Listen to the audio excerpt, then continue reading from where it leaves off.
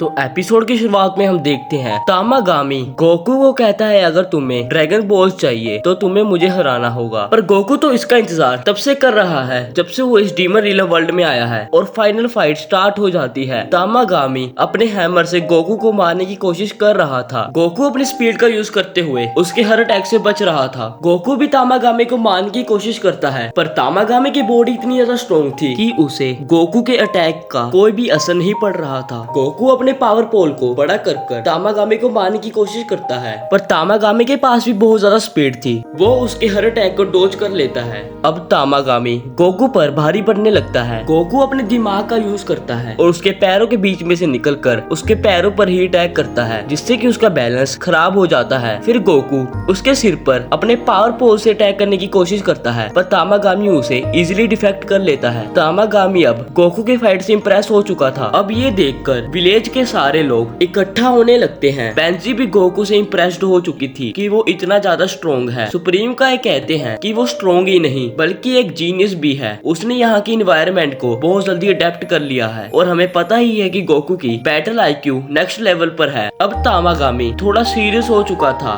वो अपने हैमर के साथ गोकू को नीचे दबा देता है। गोकू उसको संभाल नहीं पा रहा था। अगर गोकू जल्दी कुछ नहीं करता तो वो मर भी सकता था। अब इसके बाद गोकू सुपर सेल में ट्रांसफॉर्म हो जाता है और ये बहुत ज्यादा एपिक सीन था। अब गोकू तामागामी के हर हैमर अटैक को डोज कर रहा था और बाद में एक अटैक से ही तामागामी के हैमर को तोड़ देता है। फिर गोकू हवा में चला जाता है। पेंजी कंफ्यूज हो जाती है कि वो हवा में क्यों है और उस पर अटैक क्यों नहीं कर रहा। गोकू तामागामी को कहता है कि अब हम सीरियस फाइट करेंगे। इसका मतलब ये सारी फाइट एक वार्म अप थी पर तामागामी का कोई भी अटैक गोकू पर असर नहीं कर रहा था क्योंकि अब वो सुपर सेन में चला गया था और उसे उस फॉर्म में हराना इम्पॉसिबल था। इसे देखकर तामागामी अपनी सारी एनर्जी को इकट्ठा करने लगता है और गोकू भी कामे कामे हा का यूज करता है इस सीरीज में पहली बार। अब दोनों का अटैक कोल्यूजन हो जाता है और तामागामी के अटैक को गोकू का कामे कामे हा कट कर देता है। इसे देखकर सब लोग हैरान हो जाते हैं पर तामागामी की भी तारीफ करनी पड़ेगी। वो उसके अटैक को अपने दोनों हाथ से रोक लेता है और हवा में डोज कर देता है और तामागामी इससे संभल ही रहा था। तभी गोकू तामागामी पर हमला कर देता है जिससे कि तामागामी नीचे गिर जाता है और कहता है कि अब मैं हार मानता हूँ। गोकू हैरान हो जाता है। वो कहता है कि तामागामी तुम्हारे पास अभी भी बहुत ज्यादा एनर्जी है, तुम मुझसे लड़ क्यों नहीं रहे। तामागामी कहता है कि अब मुझे पता चल गया है तुम्हारी एनर्जी का लेवल, मैं तुम्हें कभी भी नहीं हरा सकता। गोकू कहता है कि पर मुझे ड्रैगन बॉल तो मिलेगी ना। तामागामी कहता है कि हाँ पर तुम्हें इससे पहले फाइनल फाइट जीतनी होगी। सब लोग ये सुनकर हैरान हो जाते हैं क्योंकि अभी तक इस लेवल पर कोई भी पहुंचा नहीं था। तभी तामागामी अपनी मैजिक से बहुत सारे गिलासेस को लेकर आता है। वो गोकू को कहता है कि मैं ड्रैगन बॉल्स को शफल करूंगा, तुम्हें बताना है कि वो किस गिलास में है। तामागामी बॉल शफल करने लगता है। पहले तो वो स्लो करता है, उसके बाद बहुत ज्यादा तेज हो जाता है। फिर वो गोकू से पूछता है कि ड्रैगन बॉल किस गिलास में है। गोकू कहता है कि उसमें। तामागामी कहता है कि तुम्हें अच्छे से बताना होगा किस गिलास में। गोकू कहता है कि गिलास में नहीं, उस आदमी के सिर पर। और सब लोग देखते हैं कि सच में ड्रैगन बॉल उस आदमी के पास ही होती है। ये देखकर सब लोग हैरान हो जाते हैं। फिर गोकू रिवील करता है कि तामागामी ने बॉल शफल करते हुए उसे हवा में उछाल दिया था। ये सिर्फ गोकू ने ही देखा था, सुप्रीम काई भी इसे देख नहीं पाए। फिर तामागामी मुस्कुराता है और ड्रैगन बॉल गोकू को दे देता है और उसकी तारीफ करता है और कहता है कि मुझे यकीन है कि तुम बचे हुए तामागामिस को भी हरा दोगे और बाकी के ड्रैगन बॉल्स को भी इकट्ठा कर लोगे। सब लोग बहुत ज्यादा खुश हो जाते हैं क्योंकि गोकू ने वो कर दिया था जो कोई नहीं कर पाया। तभी ग्लोरियो को कॉल आता है। हमें बताया जाता है कि वो कॉल एरिनिस का है। ग्लोरियो बताता है कि गोकू ने तामागामी को हरा दिया है। वो बिल्कुल भी हैरान नहीं होती और कहती है कि सब कुछ मेरे प्लान के हिसाब से ही चल रहा है। अब हम देखते हैं कि गोकू और बाकी लोग वहाँ से जाने लगते हैं और तामागामी भी कामे कामे हा की प्रैक्टिस कर रहा होता है। ये काफी ज्यादा फनी सीन होता है। पेंजी कहती है कि मुझे यकीन नहीं होता कि तुम इतने स्ट्रॉन्ग हो, पर गोकू अपने मजे में ही खाना खा रहा होता है। पेंजी कहती है कि इसकी बॉडी अभी तक कैसे वर्क कर रही है, इसे तो फाइट के बाद खड़ा भी नहीं होना चाहिए। तभी सुप्रीम का ये पूछते हैं कि हम कहाँ जा रहे हैं। सेकंड डीमन वर्ल्ड में जाने के लिए। ग्लोरियो बताता है कि हम लैंड एंड सी का यूज करेंगे जिससे कि वो हमें पकड़ नहीं पाएंगे। पेंजी कहती है कि हमने उनके रेडियस को खराब कर दिया था, अब वो हमें कभी नहीं पकड़ पाएंगे। ग्लोरियो कहते हैं कि गोकू ने अभी अभी तामागामी को हराया है। ये खबर बहुत ज्यादा जल्दी फैलेगी और मैं नहीं चाहता कि वो गोकू को पकड़े और उन्हें पता चले कि गोकू हमारे साथ है। हमें छुप कर ही रहना चाहिए। इसके बाद हमें गुमाहा का पैलेस दिखाया जाता है जहाँ पे वो बू सागा ही देख देख रहा होता है। तभी वो कहता है कि मैंने कुछ देखा और जूम कर देखता है, वहाँ पर होती है एरेनिस। गुमाहा और डेक्सू दोनों ही कंफ्यूज हो जाते हैं। हमें दिखाया जाता कि जब बू के